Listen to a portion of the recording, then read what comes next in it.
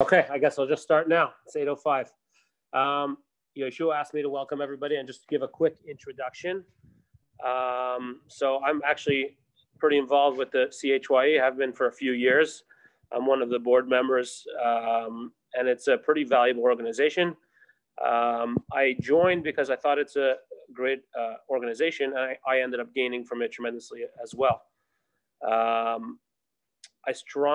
am I involved? I strongly believe that CHYE, there's a lot of moises in our community that need support and need help. And I strongly believe that every dollar or every hour you give to CHYE is $10 to the rest of the community, or 10 hours to the rest of the community. Because when, obviously you can give a man a fish and then you can teach a man to fish. And CHYE definitely does that. I've gained for myself in terms of, bank loans and networking and warehouse and stuff like that. And that's my pitch for CHYE. Also, if you're looking for a job or you're looking to hire, CHYE has a new program. They do job placements, and it's actually Zalmi Lowenthal. One of our guys is his brother-in-law, Barry Volsov. He's excellent. I'm actually working with him to find somebody. He placed 87 people in the last 90 days. And these are, each placement is people who stayed in a job longer than 30 days. Really, you're overdoing it. 47, not 87 for the year. My bad. I thought the numbers were 87, but still, that's pretty good. No, it's 87 for 2020, but in the last 3 months, 47. In the last 3 months, 47. That's pretty good. That's probably almost one for every business day. I think that's a very good free, valuable resource for yourself as a business owner, or if you're in the market looking for a job. And now about the subject. I didn't really know. Rabbi Wardy asked me what subject to talk about, so I just figured. I know that Rabbi Cohen once gave a shir in our shul about Heter Iska, and I think it's a pretty important subject. As especially, I know me, I deal with it pretty much on a monthly basis, either borrowing or lending money, in terms of banks and from people. And there's a lot of questions, swiping up people's cards. So there's a lot of questions, and the Torah has very strong language about doing it properly. So I think it's important that people are up to date on the subject. So with that, I'm going to hand over the reins to Rabbi Shachat so he can enlighten us with with his breath of knowledge, however you pronounce that word, of knowledge. Give me 1 second here.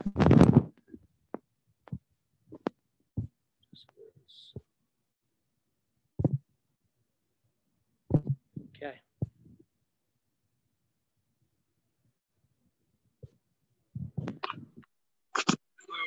Doing? Is everybody hearing me? Not so clear. We hear you like in the distance. Do you hear me better?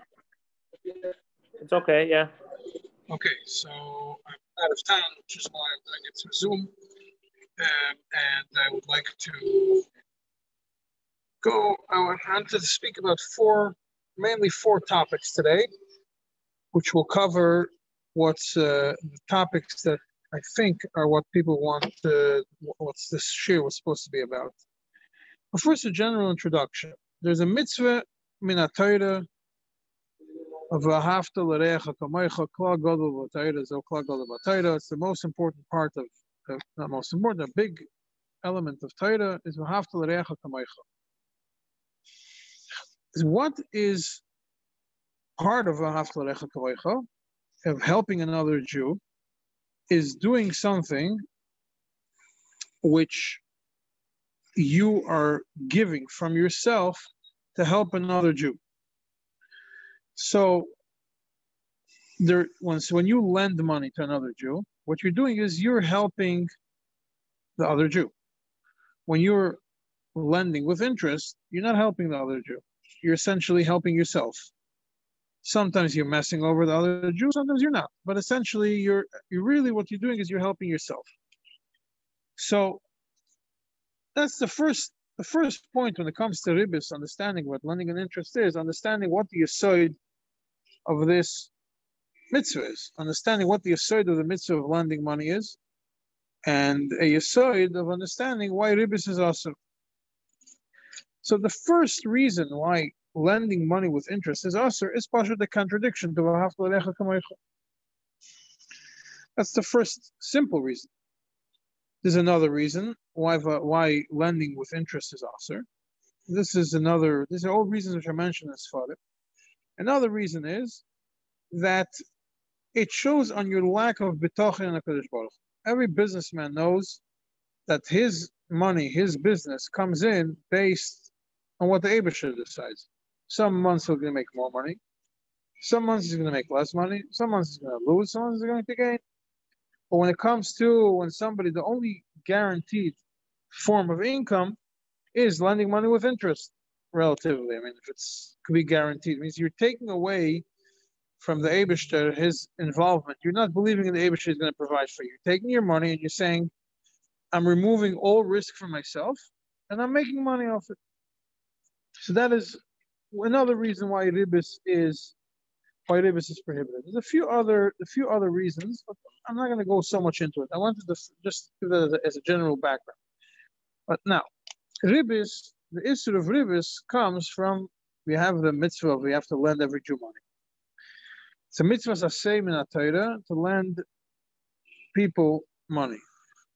And it says that lending money to a person who needs it is even a bigger mitzvah than tzedakah. So much so that if you only have a set amount of money and you have two options in front of you, lending money to a Jew or giving tzedakah, you should be lending before you give tzedakah. And now what happens? Someone comes to you and asks you for a loan. So you have to, if you feel that this guy is not going to pay, is not able for him to pay back the money, you could take guarantees from him. You could take an arev, not supposed to lie and tell him you don't have money. Yeah. Now there is a different element of it, and this is, although there's a chiyuv for the person to lend money when somebody asks you to borrow money from you, at the same level there is a prohibition. There's an issur for somebody who knows he's not able to pay money, to pay back, to take a loan. It says, Loi v'rasha v'lo yishalem. The words of the pasuk are, Loi v'rasha, a wicked borrower, v'lo yishalem, and he will not pay. The famous question is, it should say, someone who borrows and doesn't pay is a wicked man. But that's not how the pasuk phrases it. The pasuk says, Loi v'rasha, a borrower who is wicked, v'lo yishalem, and does not pay. It means if at the moment of borrowing money, you know that you're not going to pay this back, you are a rasha. Regardless of what your situation is, regardless of what the situation of the person who lends you money is. So, at the same time, when there's an obligation for you to lend money to somebody, there's an issur on the borrower to borrow money if he does not know where that money is going to come from. If he knows he's not going to be able to pay the money back. And if you know that there's no way this person is going to ever be able to pay you back, and you're going to have to chase him to get the money back, by you giving him money, you're to a certain degree being over an issur, because there's a certain issur called loisihia loikanoisha, that you cannot chase a person when a person does not have money to chase him to pay you back. So if you lend money to somebody that you know is not going to pay you back, and you're going to end up chasing him, what you're doing is you might be doing a mitzvah right now, but you're creating for yourself an aveda down the line. Now, at the same way that there's a mitzvah to lend money to a Jew without interest, and there's an issur to lend money or to borrow money from a Jew with interest, the same way there is a mitzvah. Midiraisa, mitzvah midiraisa, like putting on tefillin. When a guy comes and wants to borrow money from you, you have to give it to him with interest. And unless it's a specific person that you're very close with, and you have, and it's a guy that you know you're very close with, then you're allowed to. There's a heter to lend the money without interest. But otherwise, a zero interest loan to a guy is close to being an issur. So that is the basic rules of lending money. Now, when somebody lends money with a heter, which is what we're going to discuss later on tonight, he's not being mekayim the mitzvah of lending money. Lending money is doing a chesed to somebody. Are you lending money on heter iska? The definition of heter iska is a business partnership. It doesn't fall into you're not mekayim the mitzvah of lending money. But mekayim the mitzvah of helping another Jew if he needs the money, it becomes a partnership. But the mitzvah of lending money, you're not being mekayim. So that is in short a summary of the mitzvah of lending money, the mitzvah of giving tzedakah, and the mitzvah of lending money without, and the isser of ribbis. Now, there is two kinds of ribbis. We'll call two general categories of ribbis. There's ribbis deraisa and there's ribbis derabbanan.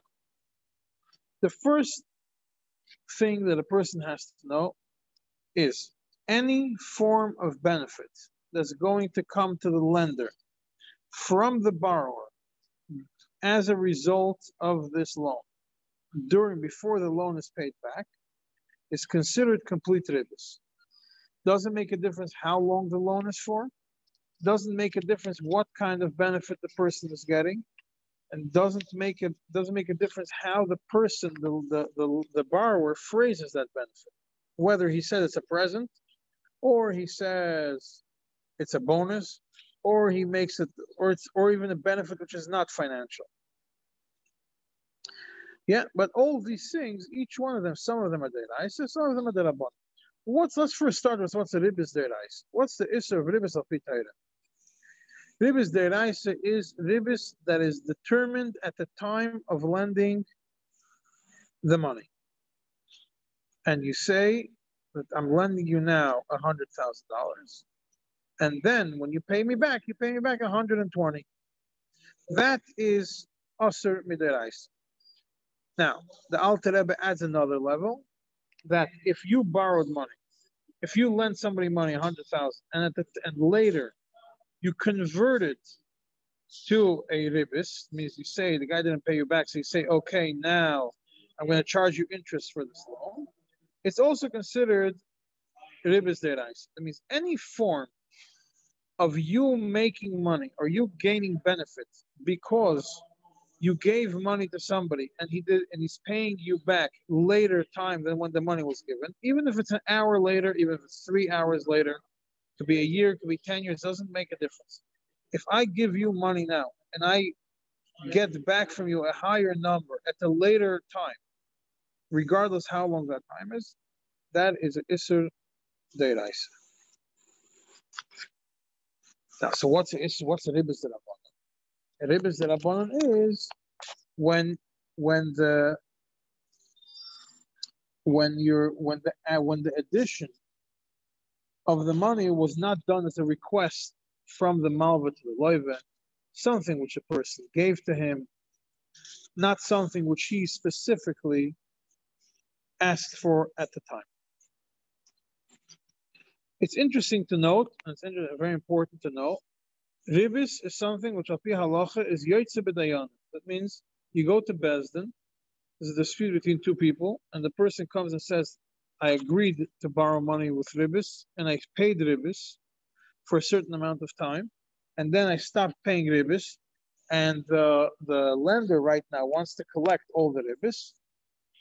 The answer is going to be, not only is he not getting what he's owed from now on, any single penny he made until this moment, which is higher than above the amount of money which was borrowed, is he has to return it to the lender.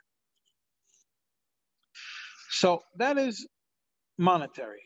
Now there are other forms of ribbis, which are other benefits. There are different kinds of benefits which could form ribbis. A very simple form of benefit that could be from ribbis is, this is one of the ribbis the Alter Rebbe defines, that it's a ribbis deraisa.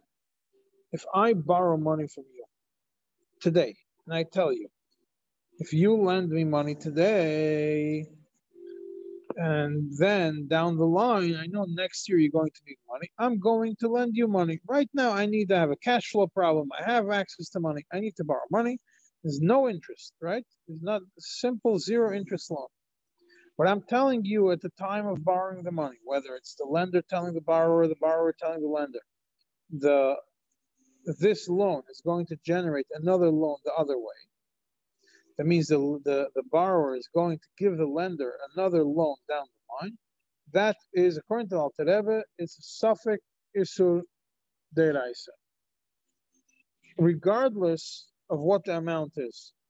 That means, obviously, if I tell you, lend me $100,000, and in 6 months I'm going to lend you $120,000, that's for sure. That's also according to all the things. But even if it's a different number or the same number, it's all considered awesome. Now, however, if I borrowed money without saying anything, I borrowed money today, and I paid back the money, then 6 months down the line, a year down the line, the person who's the lender comes to me and says, listen, I need a loan. Then it's not a problem at all, because this was not decided at the time of the loan, nor was it decided at the time of payment of the loan. The issue of Ribbis happens at the time of borrowing money, mainly the time of borrowing money. And according to some opinions, Heter Iske might not even work for benefits of this sort, which are not monetary benefits. It means these side benefits could become a bigger issue because Heter Iske won't help. Heter Iske works in a business deal. It doesn't work when we're talking about something which is not a business. So now, there is sometimes a person borrows money and his borrowing money generates losses for the lender. Losses, expenses, fees, costs. And there's no reason why the lender should lose money off it. He's not profiting off it, but there's no reason why he should lose money off it. So for example, if a person lends money to somebody and he had to pay the bank at a certain and he had to pay the bank at a certain time, and he got a knas for it, a one-time knas for it, a one-time penalty for paying late. That penalty he could take from the one who was supposed to pay him on time. Also, if somebody swipes a credit card, and now the one who swipes the credit card and gives you cash is losing 2%, 3%, 4%, depending on which company he uses, 1%, I don't know, or whatever the percentages are. He doesn't have to absorb that loss. He could charge that loss, and it's not considered Ribbis. But there is one case when this doesn't work. When I borrow money from the bank, and I'm paying interest to the bank, even if I borrow from a guy, or I borrow money from a Jew with Heter Iske, and then I lend the money to somebody else, then you have to have two Heter Iskes. You have a Heter Iske from the one, if it's a Yid, you have to have a Heter Iske from the lender to the one he borrowed from, and from the lender to the one that he's lending to. Where would this apply to? If I let somebody use my credit card to purchase something, I give him, I have a $10,000, $100,000 credit limit, I let him buy things. He's supposed to pay at the end of the month. He doesn't pay. Now if he doesn't pay on time, there's going to be interest. So if he's going to pay me interest for that loan, lechatchila at least is a shaila of Ribbis, because what's going on over here, it's two separate loans. I borrowed money from the bank with my credit card, and I went ahead and lent that money to somebody else with the same amount of interest. I borrowed from the credit card company and I'm paying 18%. And I lend it to the next guy and he's paying me 18%. So every penny that I'm taking of it is a shaila of Ribbis. It's not for sure Ribbis, there's ways around it, but the chatchila in such a scenario, you have to make a Heter Iske. Right? Because even though you're not benefiting from it, but in essence, we look at it as two separate loans. So those are basically what the issues of Ribbis are. Now, I mentioned before that sometimes you have a issue of Ribbis that is only because of a benefit. Some form of benefit that the lender derives, that the lender gets from the borrower, during the time that he is supposed to, during the time of the loan. The most famous example is if I borrow money from somebody. It's somebody that's not really a friend of mine. Somebody that I know, I don't talk to him on a regular basis, and I borrow money from him. And then suddenly, after I borrow money from him, I start being nice to him. I tell him thank you. I tell him please shalom aleichem, make him feel good. Those things are shaila of ribbis. Now, obviously, if it's something which I regularly do, then it's not considered ribbis. But ultimately, it's in the borrower's mind to know and to be careful. Is it something I'm doing now only because I borrowed money? So I want to make the lender feel good? Or it's something which I would have done regardless? If it's a guy that if I would have seen him in the street, I would have said hi to him, hi, bye, and move on. And now suddenly I start telling him other things. Or if it's a guy I borrowed money from, and I know he's looking for a house. I heard he's looking for a house. And now suddenly he lent me money. So now if I'm going to see a house, the first person I'm going to be called is him, even though technically I would not have done it before. He's not on the top list of my friends. I have other people who I used to call when I see a house. But now because this guy lent me money, suddenly I feel a responsibility. I'm going to try to make him feel good. All that is an usher. Because I'm giving an extra benefit that I wouldn't have given otherwise. As a borrower, I would not have given that benefit otherwise. And it's something which I have to know deep down myself. Am I doing this? For what reason am I doing this? So what is the solution? You can't say thank you to a person who gives you money. So what do? You can't just ignore the guy. So this is where you have this. A lot of people say tiskela mitzvot. By the Sfardim, it's very common. Whenever somebody does a mitzvah, gets an aliyah, whatever it is, it's chazak baruch and tiskela mitzvot. Tiskela mitzvahs is something which you have no problem to tell somebody who you borrowed money from. Instead of telling him thank you, say tiskela mitzvahs. What are you saying him? You're giving him a bracha that you have a schus to make more mitzvahs. But other than that, even saying thank you is a shaila. Now we're going to go to something else. There is another, we're going through all the forms of ribbis that are possible.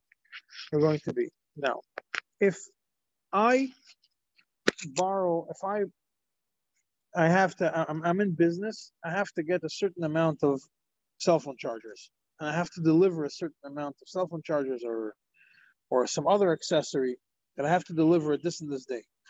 And I don't have in stock those cell phones. Mine got stuck in China. So I go over to a guy and I tell him, listen, you have in stock 100,000 of these chargers. I need 100,000 chargers. Now I have a big order. Give me those 100,000 chargers, and I will go ahead and give you when I get when my delivery comes. I'll give you 100,000 chargers. According to Halacha, that's a shaila of ribbis. Why? Because the price of it might go up, might go down. If the price of these cell phone chargers went up, so what did I just do? I borrowed 100,000 cell phone chargers that are $1 each, and I paid back $100,000 cell phone chargers that are $1.50 each. This guy just made 50% profit, ribbis, on his loan. That is also usher. The only time that it's not a problem is when it's something where it's very small.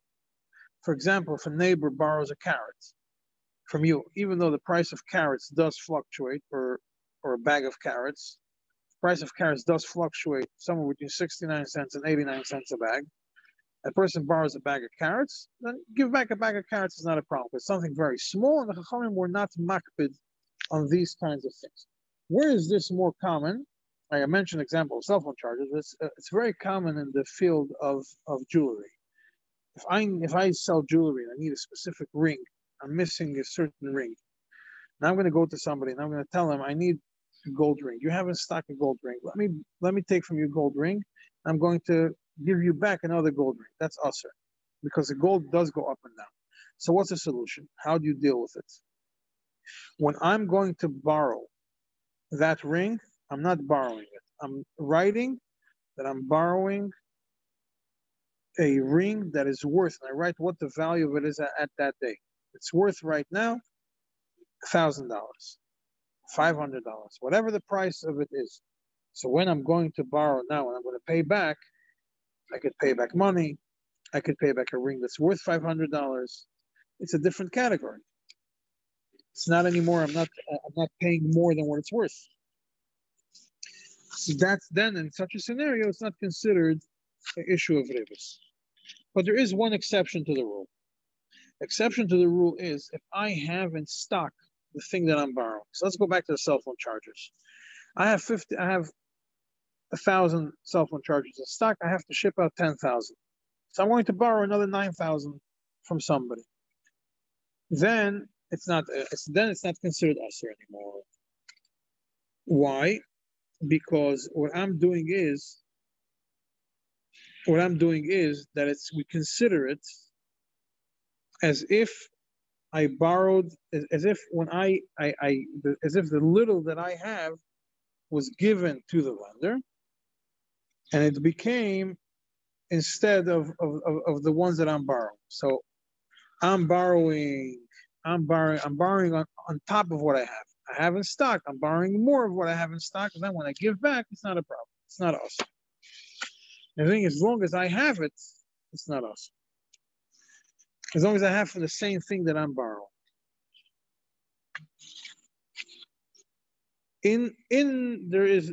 Outside of America, there is a very common. In America, you don't see it too much. But people who borrow money, and it's pegged to a international exchange, to a different currency. In Israel, it could be a loan that's pegged to the value of the dollar, or it could be in Canada a loan that's pegged to the value of the dollar. Those loans are also ribbis, because I'm borrowing from you $100,000, 100,000 shekels, and I'm saying that it's pegged to the value of the dollar. So 100,000 shekels today is worth $35,000. 100,000 shekels a few days down the line is going to be worth less. And I owe you $35,000, but I borrowed from you in shekels. I'm going to pay you back 110,000 shekels. I'm over the issue of Ribbis. So all of these are essentially the issues of Ribbis that comes from borrowing something and paying back something. Now we're going to move to giving discounts, pre-sales, and giving a discount for paying upfront. I'm going to pre-sell a certain product. I have a certain product that's coming that I don't have in stock. Let's say I have a certain watch or a certain phone that I'm getting in a month from now, and I'm selling it now at $1,000, only for those people who pay me the money now. And anybody who's going to pay me when the product comes, it will cost $1,200. What am I doing right now? I'm borrowing, being that I don't have the product in stock. There hasn't been a purchase. A halachic purchase happens at the moment when a person gives money and receives a product. I didn't give money, and I didn't receive a product. What did I just do? What I just did is I took $1,000.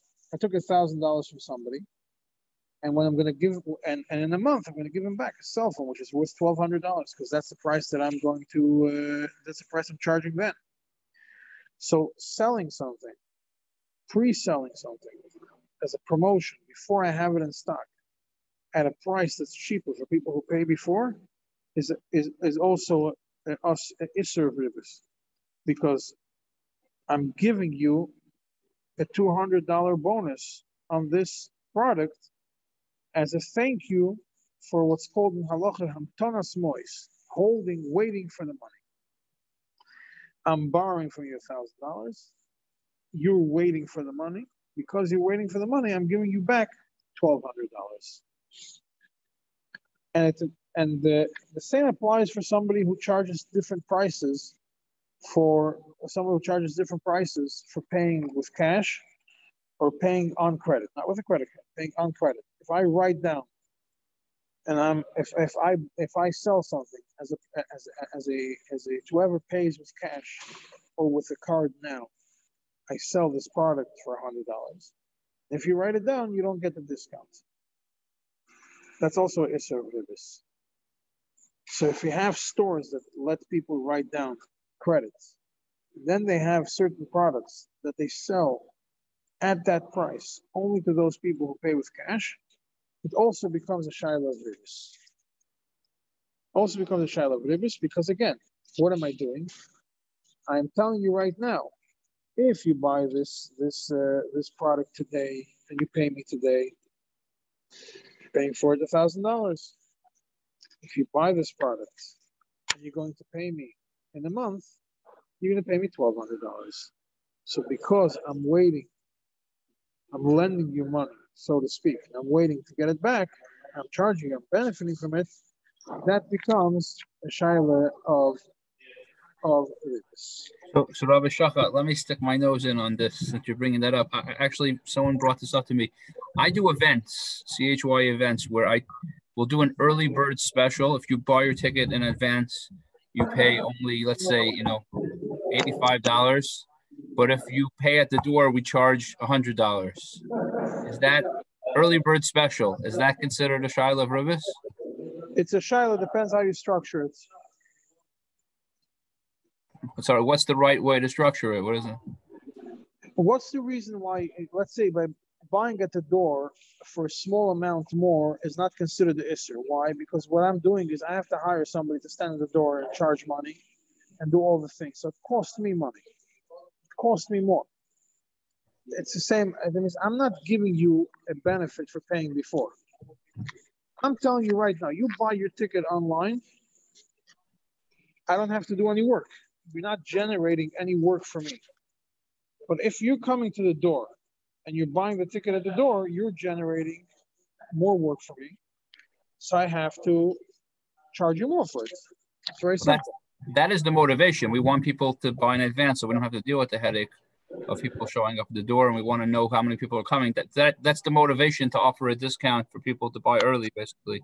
But it's cool. I mean, that's what we advertise. We put early bird special, this, and then at the door is this. So it's definitely a shaila. It's the only way around it is because it's workers. There's no.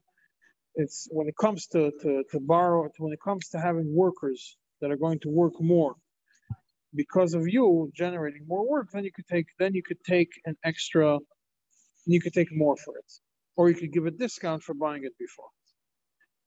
For example, a Moised Chinuch could say that if you pay tuition the first day of the year, you're only going to pay $10,000 for the year. You're not going to pay 12. If you pay every month, it's going to be 12. Why is that? Because you're not getting a discount because you're paying up front. I'm just not charging you for all the work that I have to have a secretary that's going to cash your checks, call you, deal with your credit cards, deal with your checks that are going to bounce. If you forgot to send your check, you call me and tell me hold off on the check. I don't have to deal with all that. If everybody pays up front $10,000, I'll be more than happy. I could just cancel my whole tuition collection office. I could just cancel. That's not a problem.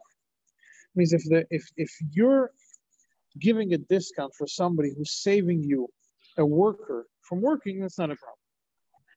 But otherwise, it is considered a problem. Got it. Now let me ask you something. We've been talking a lot of heavy duty stuff. Do we want to take a few minutes to get people to ask questions now, or you want to keep on going and wait for the questions for later? I don't know. Where are the questions?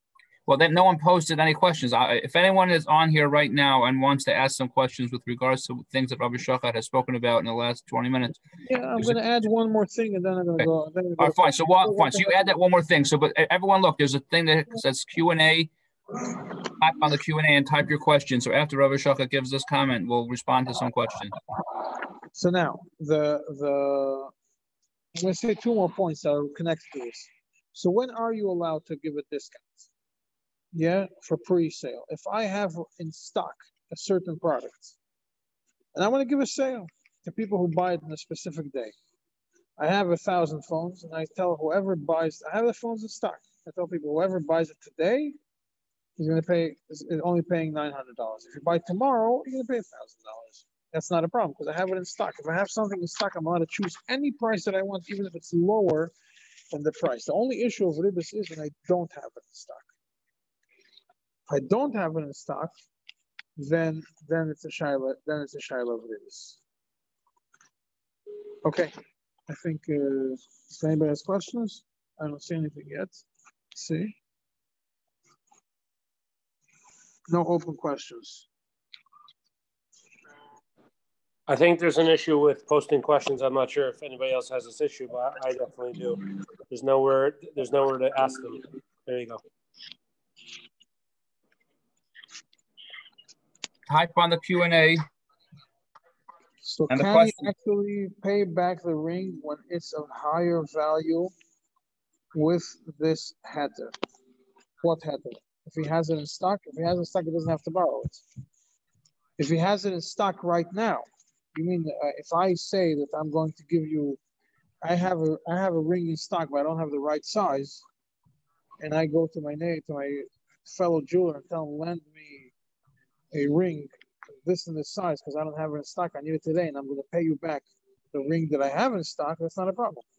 It's not Ribbis. It's the same ring. It's essentially the same value. The only difference is it's designed, the size is a little bit different. It just doesn't fit the finger, so it's not a problem. The problem is the price might change. It's called se'ah b'se'ah. That's the halachic terminology of it.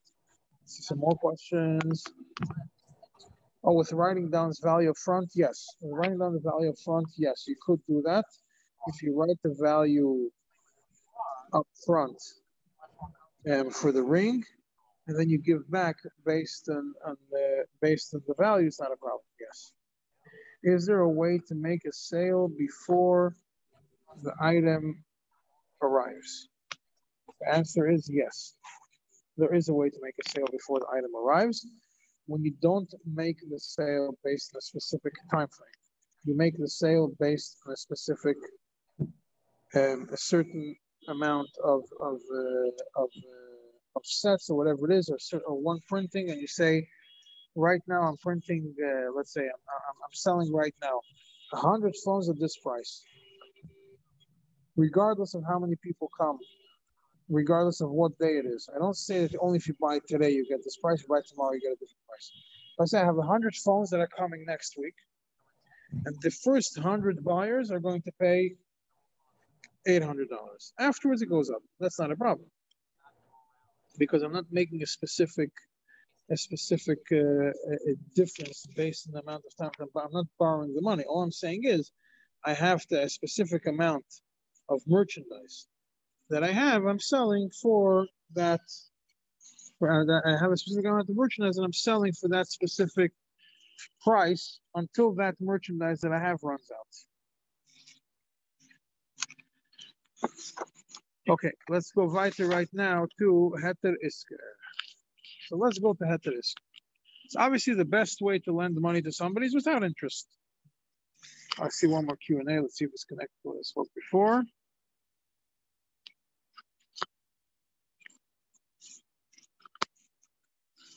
It's the cleaner's question. What if a cleaner gives a 10% discount?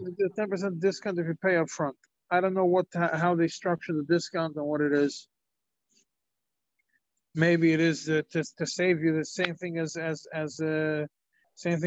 I don't know. Could be not. I don't know. What would be the right way based on what you're without? In other words, if you were setting up the chatchila, what would you advise a person is the right way? I mean, a lot of stores do this. They want where they give discounts to get paid in advance. I don't know. I don't want to pass for people who do business now on these things. Let them, whichever business wants to do, let them ask it of at that time and figure out a way to do it. I mean, I don't want to say now about a business that they're doing something wrong. Let's move on to Heter Isker. So there is people, ultimately, as much as they're good-hearted people, People were not lending money and came with an idea to do a heter iska. What's a heter iska?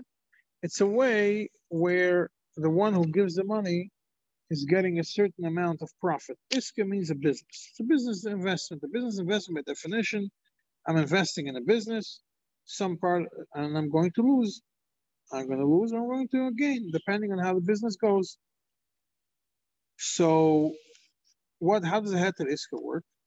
The standard heter iska works.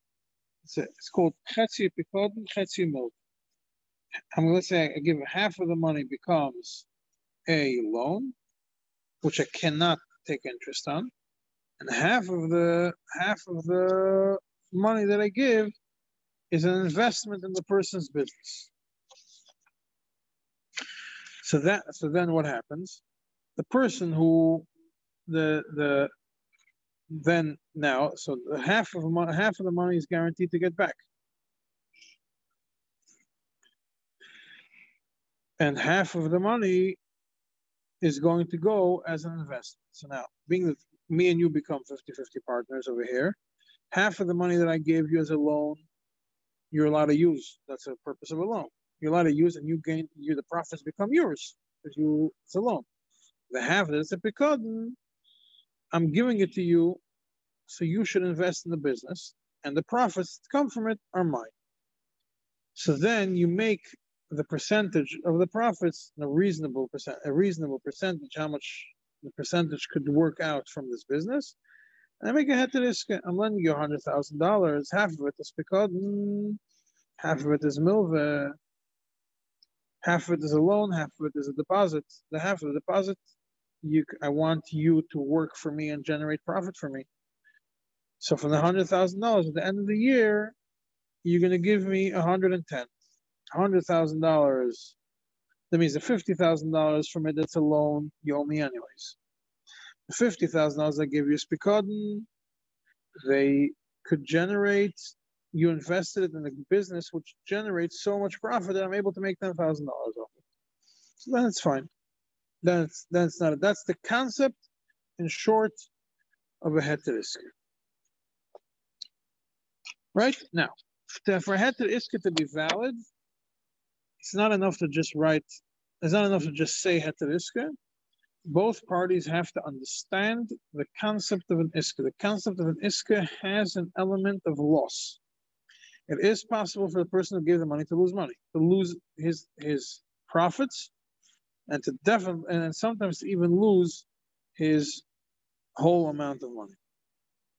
So when a person understands that in essence this is a business deal, yes, we make it very difficult for somebody to not pay back. But we make it very difficult to not pay it back. But ultimately, it is possible. So the people have to understand the concept of a heter iska. If a heter iska signed on paper and it has the explanations, we say, person, if he signed something, he understood what he signed, and we don't have to question whether he knew what a heter iska is.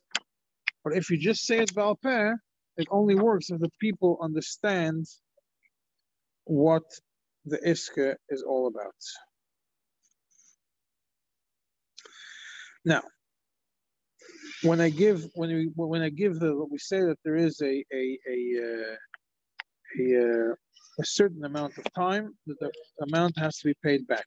In a heter iska, it says, I'm lending you money for 2 years. I'm giving you, investing with your money for 2 years. At the end of the 2 years, you have to give me this and this amount, which includes the iska and the original investment. But l'chatchila, you should not be writing a month-by-month payment, because if it's a month-by-month payment, it seems like it's ribbis. It seems like it's ribbis that so you're deciding based on each month.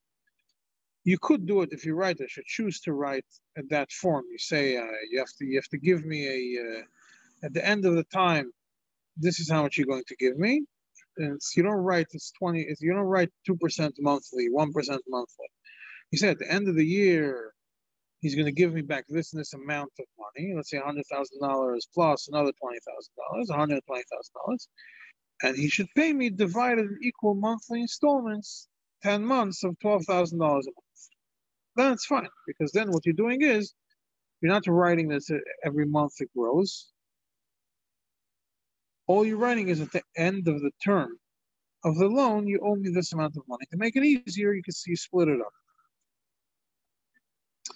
The concept of a heter iska is that you're giving the money for the purpose of a business investment. For a person who borrows this money, who takes this money, the one who receives the money as an iska, is not allowed to use it for his own personal needs. I mean, the person is not allowed to borrow money for his own personal needs on something which is not going to generate profit, because that's not an iska. It's pure interest, regardless of how you phrase it. So if somebody needs money to live, and he writes a heter iska, it's probably doesn't help. It's only works when it's something which could generate profit. The only way is if a person specifically, the one who gave the money, specifically says, you could use part of the money for your own expenses that you need while you work on the business, etc., etc. But that only works for the half of the milva, the half which is an interest-free loan. The half of a pikadon is specifically for a business deal. You can't use it for something which is not a business deal.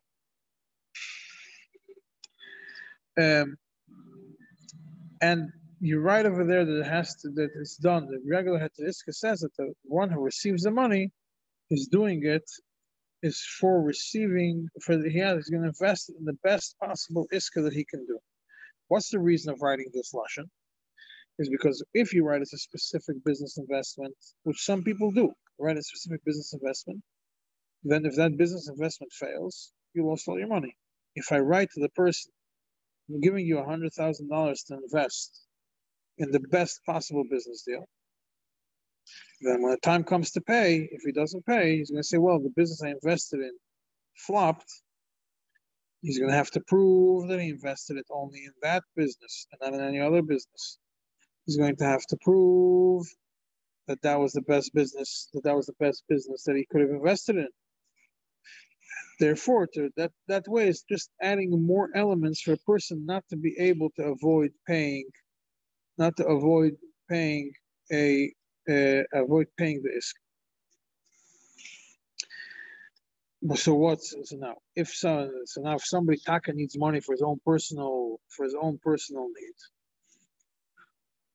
and he needs money and he's willing to pay iska, and he has a business which generates profits, but that business does not need a loan. The person has a store. The store is making a lot of money, could make a lot of money, but he needs right now a loan for his person. He has to put that down payment on the house. He needs money today. The business doesn't need the money. He needs the money. So how is he going to make a heter iska? So he makes a heter iska in such a way that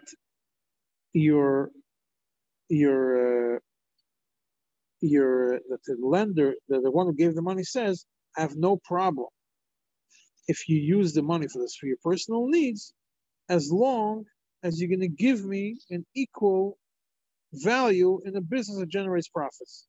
And that way we say that when the guy pays back, he's not paying back, even though he's taking iska, he uses it for his own personal needs. It's be'etzem a loan to his business, but it only works if the person actually has a business. Every heter iska you're going to see is going to have a line which says that the person who received the money got paid $1 or $100 or $50 as a schar tirche. I'm giving you right now $100,000. 50 of them, 50,000 of them are malva, are a loan, a milva loan. The other 50,000 are pikadon that I want you to invest for me. I have to pay you for working for me. If I don't pay you for working for me, then it obviously doesn't seem like it's a business investment. So every heter iska is going to have a line that this money that in addition to what I'm giving you, I'm also giving you a certain amount of money which will serve as a small amount of money, which is a schar tirche that I'm paying you for your work that you're doing in my behalf. When you write a heter iska, we're very careful to avoid any reference which makes it seem like it's a loan and interest. So you don't write the words loan, you don't write the words borrower, you don't write the words lender, you don't write the word interest. You write investment, investors, the person who receives the money, the person who gives the money, profit. You don't use those words. And also at the heter iske, to the same reason why you want to make it not look like it's a loan with interest. You also have to write. You separate the profits from the keren, because if I just write, I'm giving you $100,000 today to invest in the business, and in 24 months you give me back 120,000. It's clear that it looks like a ribbis. If I write to them, I'm giving you $100,000 to invest. In 24 months, you're going to give me back the $100,000 I invested, plus 20%, $20,000 in profits that you generated. Then it doesn't look like that's not a problem of this. Heter iske only works. By the way, heter iske only works when the person has a chance to generate profit from this investment. You can't lend the money to somebody and on day one tell him, I'm lending you right now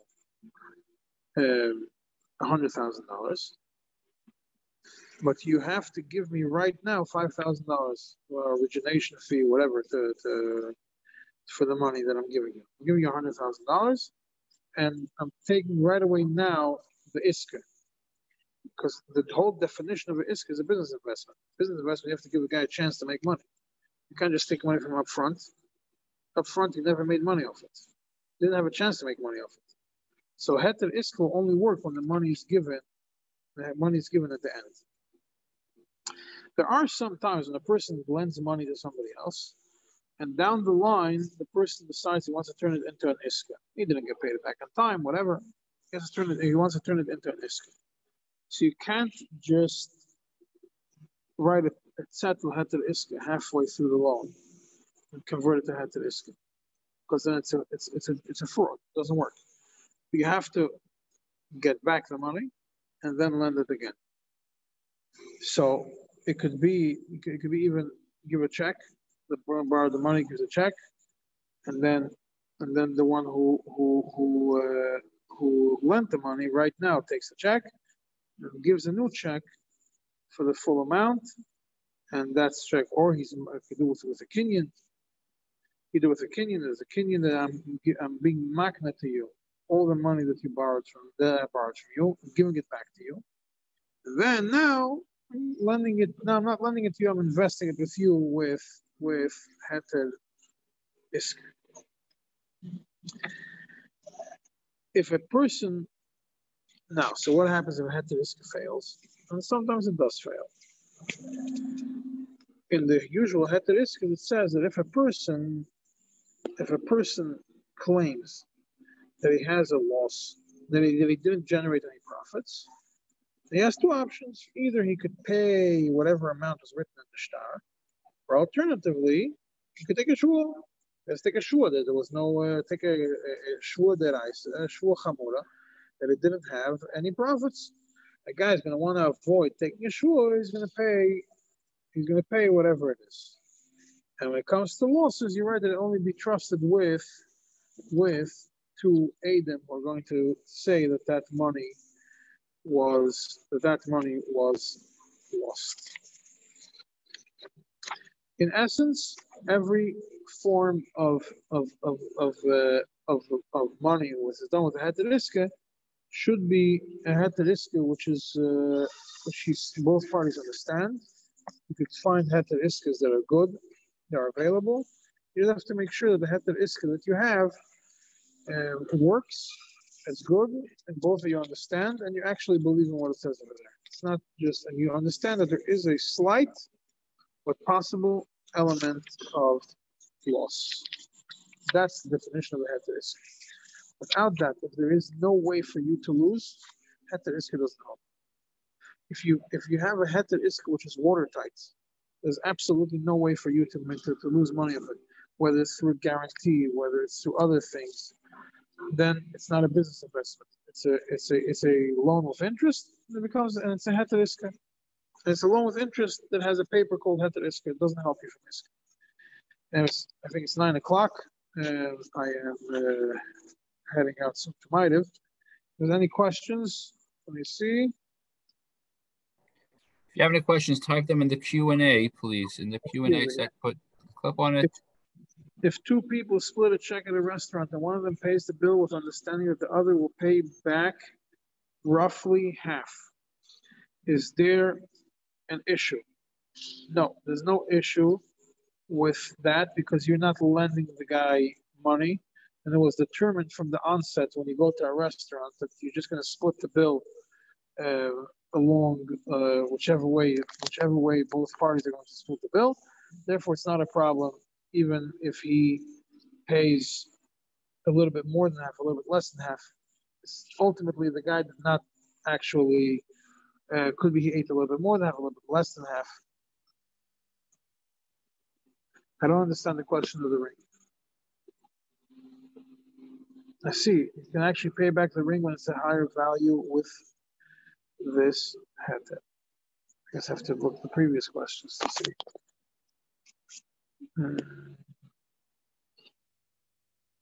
If there's a dismiss tab, I guess 1 second here. I don't see anything mentioned there. Rewrite the question so I understand it. All right. I think this question was asked a while ago. I don't know if the person is here anymore. All right, so before we sign off, there's a faster way to ask questions. If people have a question, you could raise your hand. I could unmute you if you actually want to ask a question. If anyone wants to ask a question, you could click raise hand. I could unmute you. Does anyone have any questions for Rabbi Shachat before he signs off over here on Heter Iska? All right, it seems like we're good. Okay, everyone. Okay, yeah, I want to just thank you, right, Rabbi. I just for everyone that's listening, Rabbi Shachat really went out of his way to accommodate us. The shir was supposed to be last week. He's in Mexico right now, but he made sure he could be available for us. I want to thank you very much, Shukayach, and thank you for your very clear teachings, and I appreciate it very much, and looking forward to Mirza Shem to another Gelegenheit. Have a safe journey. Oh, 1 second, a fresh question just came in, sorry. No, not the fresh chat. 1 second, let me just see what just came in on the chat. Oh no, it's just someone typing, thank you very much for giving the shir. Fine. So, Shukayach, have a safe trip, and yeah, we'll be in the catcher. Everyone have a good night and much aslachah.